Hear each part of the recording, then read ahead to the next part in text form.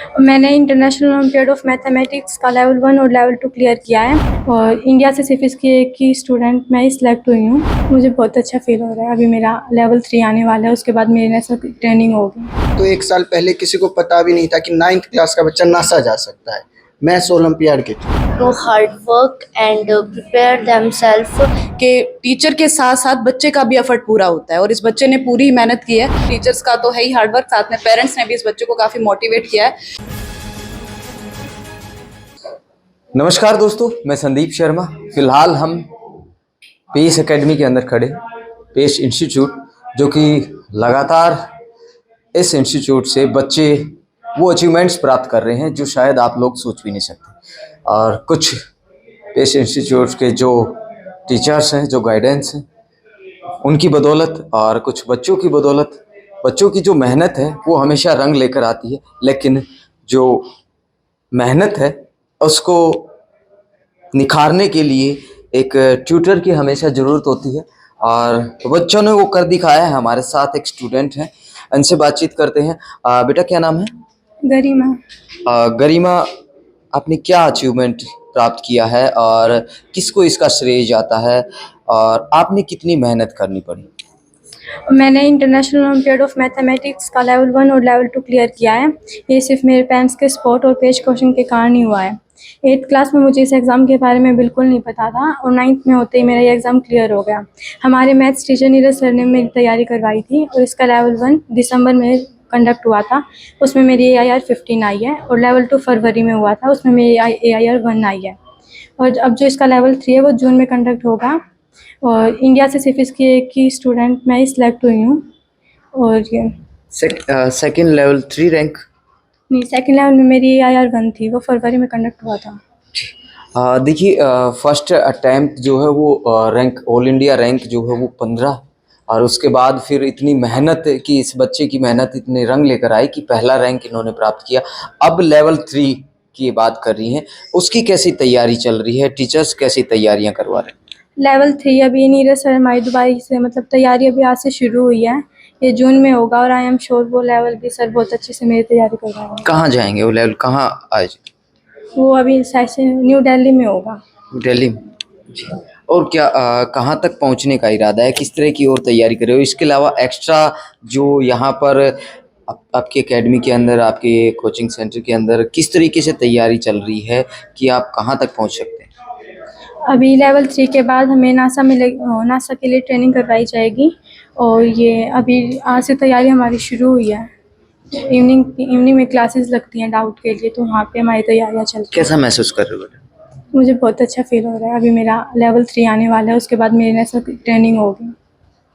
Teachers को क्या कहना चाहेंगे? टीचर्स ने बहुत सपोर्ट किया, पेस कोचिंग ने भी बहुत मेहनत की इसके लिए। और स्टूडेंट जो आपके फ्रेंड्स हैं जो बैठे हैं, इनको क्या कहना चाहेंगे? इन्होंने भी बहुत मेहनत की थी। इनका भी 1-2 एग्ज़ाम है जो इन्होंने क्लियर किया है। बहुत सारे बच्चों का IOE भी क्लियर हुआ है, यहाँ से IOS। इन्होंने भी अदर एग्ज़ाम्स में किया है। कॉन्ग्रेचुलेसन। और आपकी तैयारियों के लिए आपको मैं आशा करता हूं कि आप लेवल 3 में भी रैंक हासिल करें। तो बच्चे जो है मेहनत तो करते ही हैं और जो मेन जो फोकस है वो टीचर्स का ही होता है, क्योंकि बिना पेरेंट्स और बिना टीचर्स, गुरु बिना ज्ञान नहीं होता है। तो हमारे साथ हैं पेस एकेडमी से, तो सर स्वागत है। और मैं आपसे पूछना चाहूँगा कि ऐसा पेस के अंदर क्या है, आप क्या करवाते हैं ऐसा जो बच्चे एकदम से निखर कर वो मुकाम हासिल कर लेते हैं, वो अचीवमेंट प्राप्त करते हैं जो शायद कोई सोच भी नहीं सकता? देखो, पेस का हमेशा से क्वालिटी एजुकेशन के ऊपर काम रहा है। अगर हम बात करें तो एक साल पहले किसी को पता भी नहीं था कि 9th क्लास का बच्चा नासा जा सकता है मैथ्स ओलंपियाड के थ्रू।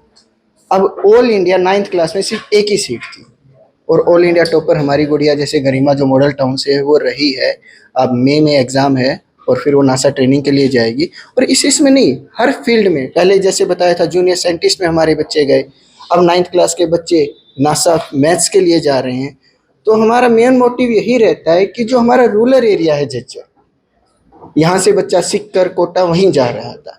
अगर हम बात करें कोटा वालों की, हरियाणा में भी ब्रांचेज हैं, लेकिन जब सिलेक्शन की बात आई तो हरियाणा से एक ही सिलेक्शन हुआ, ऑल इंडिया से एक हुआ है 9th क्लास में, और वो पेस झज्जर कर रहा है।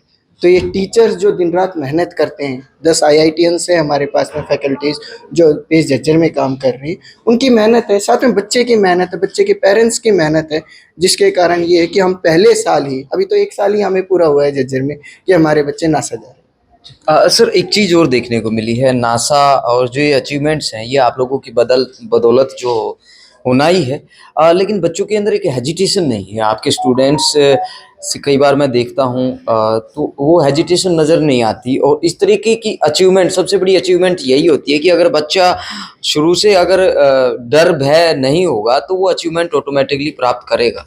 देखो, नियर टू अबाउट 14 ओलंपियाड्स में हमने अपीयर करवाया, नेशनल और इंटरनेशनल।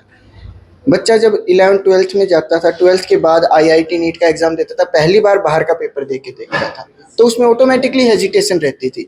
हम 6th क्लास से 14 ओलंपियाड्स में अपीयर करा रहे, जब बच्चा इतने एग्जाम बाहर के देता है तो हेजिटेशन दूर हो जाती है। और मैं तो सिंपली कहता हूँ कि जितने ज़्यादा बाहर के एग्जाम दोगे उतना बच्चे को भी अपना पता लगेगा ऑल इंडिया पे कहाँ पे स्टैंड कर रहा है, और बच्चे की क्वालिटी ऑफ एजुकेशन इम्प्रूव होगी। जी, थैंक यू सर। ओके। देखिए, जाहिर है कि बच्चे अपनी मेहनत तो करते ही हैं, लेकिन उनको कामयाब बनाने के लिए गुरु जो है वो उससे भी ज़्यादा मेहनत करता है, क्योंकि गुरु को सबसे ज़्यादा टेंशन रहती है। बच्चा एक एग्ज़ाम की तैयारी करता है, लेकिन वही गुरु सैकड़ों बच्चों की उस एग्ज़ाम की तैयारी करवाता है। तो ये प्रेशर जो है, उस प्रेशर को झेलते हुए और इस तरीके से बच्चों को उनके अचीवमेंट्स तक पहुंचाना, उनके मुकाम तक पहुंचाना, ये बहुत ही मेहनत का काम है। और बधाई के पात्र हैं पीस की जो फैकल्टी है वो, और टीचर्स जो हम कहते हैं कि हमारे गुरु के बिना ज्ञान नहीं होता। तो और साथी हैं क्या कोई दोस्तों?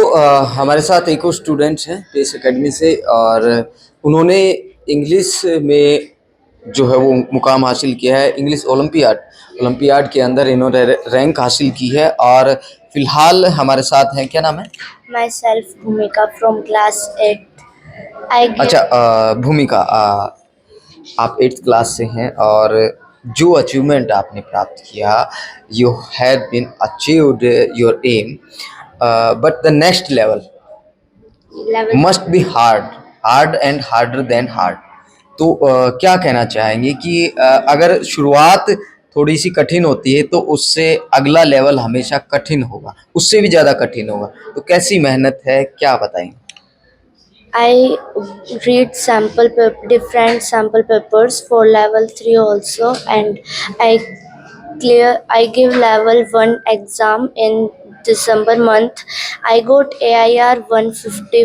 I got AIR 55, and then I selected for level 2, and I got AIR 1 in all India. Only one seat is for 8th class that I got, and now I will prepare for level 3. My teacher, Mrs. Monica ma'am, she also guide me and teach me very well, and give different sample papers, and here evening classes are also available for so that we can take doubt. That's all. Thank you भूमिका। देखिए, जिस प्रकार से आपने मेहनत की है, और जो अपने साथी हैं उन्होंने भी ये एग्ज़ाम दिया होगा, तो उनको क्या मैसेज देना चाहते हैं, क्या कहना चाहते हैं? क्या एक कदम, एक स्टेप जब हम रखते हैं तो उससे आगे का स्टेप कैसे रखें? I will say that they should also do hard work and prepare themselves for they can achieve this in the next class. These Olympiads are available from class 1 to 12th, and they should do hard work. And many students clear the level 1 in like NSO, IEO, and thank you भूमिका। देखिए, सही बात है, जो your work, जो hard work and get all achievements that you aimed already. Ma'am नमस्कार, आपकी बच्चे भूमिका, आपका नाम लिया उन्होंने, तो उनके चेहरे पर वो खुशी मैं देख सकता था, और शायद दर्शक भी देख सकते हैं, और आपके चेहरे पर भी वो खुशी है जो उस बच्चे ने हासिल की। बिल्कुल सर, देखिए, एक टीचर का हार्ड वर्क तो ज़रूरी है ही बच्चे के साथ, लेकिन अगर बच्चा उस टीचर को फॉलो नहीं करेगा तो उस टाइम पर वो सक्सेस हासिल नहीं कर सकता है। तो मैं तो यही कहना चाहूँगी कि टीचर के साथ साथ बच्चे का भी एफर्ट पूरा होता है और इस बच्चे ने पूरी मेहनत की है। जो भी इसको डाउट होते थे वो सब मुझसे क्लियर करती थी। एक्स्ट्रा क्लासेस भी ये लेने आती थी और हम एक्स्ट्रा क्लासेस भी देते हैं बच्चों को ना। कोई भी एग्जाम है, ओलंपियाड का है चाहे बीबीएम का है, हम सब उसके एक्स्ट्रा क्लासेस बच्चों को देते हैं और बच्चों को इस तरीके से पढ़ाया जाता है यहाँ पर कि ना तो बच्चा बोर होता है और ना ही बच्चे के ऊपर कोई बर्डन आता है।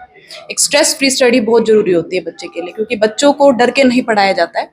अगर बच्चे के अंदर डर होगा तो वो टीचर से क्यूरीज नहीं कर पाएगा। वो डर हम नहीं देते हैं बच्चों को, रिलैक्स मोड पर स्टडी कराते हैं बच्चों जी बिल्कुल, वो तो मैं देख ही रहा हूँ। आपके पीछे बच्चे जो है ना, अब आपको नहीं देख रहे हैं, वो अपना काम कर रहे हैं। बड़ी अच्छी ये थिंकिंग जो है आपने बच्चों के अंदर पैदा कर दी है, क्योंकि टीचर सबसे बड़ा गाइडेंस होता है।